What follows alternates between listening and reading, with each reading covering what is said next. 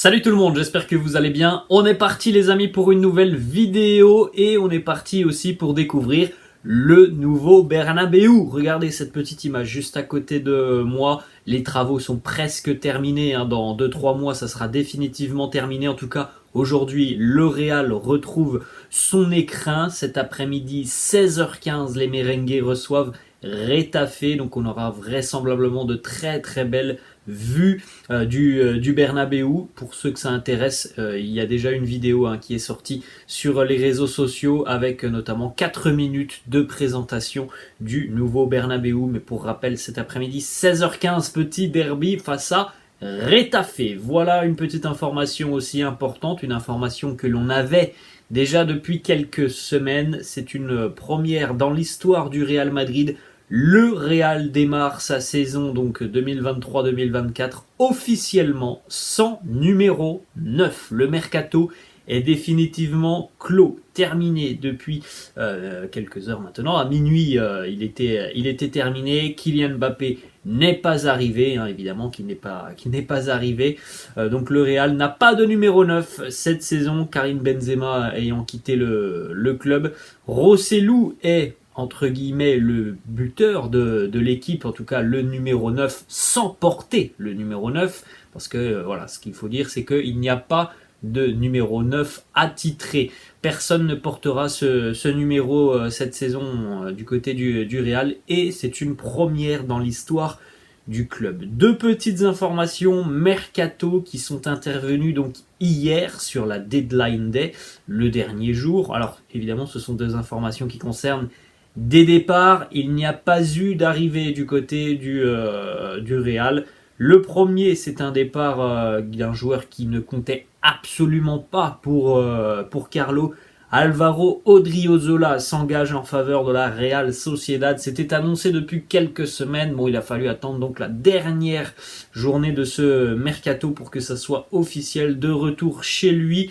Ça rapporte pas beaucoup au Real, 1,5 million d'euros plus quelques bonus. Il s'engage pour, je crois, 5 ans du côté de la Real Sociedad, 5 ou 6 ans si je me trompe pas.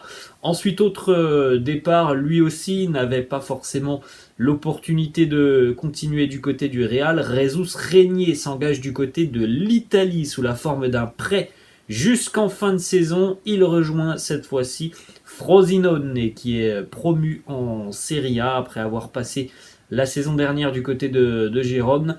Là, il va du côté de Frosinone. Et on continue les amis, on a quelques déclarations en ce qui concerne ce mercato. J'essaierai de vous faire une vidéo, alors peut-être demain ou en début de semaine, où on parlera de ce mercato, du bilan que l'on peut tirer de ce mercato du Real. Je pense que voilà, on s'est un petit peu fait berner sur les derniers mois côté Real. Pour moi, c'est pas un mercato qui est exceptionnel. Je m'expliquerai dans cette vidéo. Déclaration de Carlo qui nous dit: notre mercato sur 10, je suis très content. Tout était réglé depuis le début de saison. L'effectif est complet. Bon, voilà, on aura le temps d'en reparler. Moi, je pense qu'il y a des manques, et un manque criant. Bon, on va l'apprendre à personne. On l'a dit tout à l'heure, il n'y a pas de numéro 9. Ensuite, une déclaration, voilà, pour clore un petit peu peut-être ce débat Mbappé. Rorier Valdano, alors là, on a quand même une légende du Real qui nous parle de Mbappé et du Real. Il lui dit: économiquement, ce n'est pas facile de réaliser ce genre de contrat avec toutes ces caractéristiques sur une fin de mercato. Le Real ne paye pas simplement avec l'argent, mais aussi avec la gloire. Je doute que Mbappé puisse jouer un jour du côté du Real. On en parlera de Kylian Mbappé lors de cette vidéo spéciale, parce que voilà, je trouve tout de même que le Real va devoir vraisemblablement, en tout cas je l'espère, prendre les devants sur ce dossier. Je m'expliquerai dans cette vidéo. On continue avec quelques informations sur la séance d'entraînement, la dernière hier. Alors évidemment beaucoup d'absences côté Real. Thibaut Courtois, Militao, Mendy, Ceballos, Arda Güler, Vinicius. Petite photo aussi, alors on n'a pas eu forcément l'explication. Fede Valverde, qui portait un bandage au niveau de la main et du poignet. Alors ça n'a pas d'incidence. Fede est tout de même retenu et convoqué pour affronter Retafe cet après-midi. Vous avez Juste à côté de moi, donc les convoqués pour affronter Retafe, comme on vient de le dire, hein, il y a quelques absents côté Real, Courtois, Militao, Güler, Mendy, Ceballos, Vinicius. À noter que l'on a notamment Gonzalo Garcia en attaque qui est présent et qui est donc appelé par Carlo. Et puis au milieu de terrain, on a aussi Nico Paz. D'autres déclarations de Carlo sur l'absence de Vinicius, comment jouera l'équipe. Il nous dit on peut remplacer Vinicius par Rossellou, Brahim Diaz, ou alors on n'a pas forcément l'obligation de jouer avec 3 attaquants.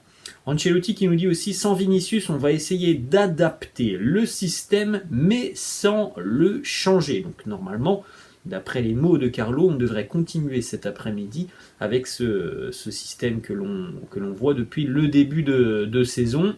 Affaire à suivre, hein, parce que voilà, c'est quand même un peu plus compliqué là, avec cette absence de Vinicius.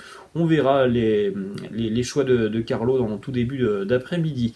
L'ordre des tireurs de penalty qui n'a pas réussi à Rodrigo il y a quelques jours maintenant. Carlo qui nous donne l'ordre, il nous dit Rossellou, Modric, puis Vinicius. Lorsque les 3 sont sur le terrain, l'ordre sera celui-ci. Donc Rossellou, le nouveau tireur de penalty du Real.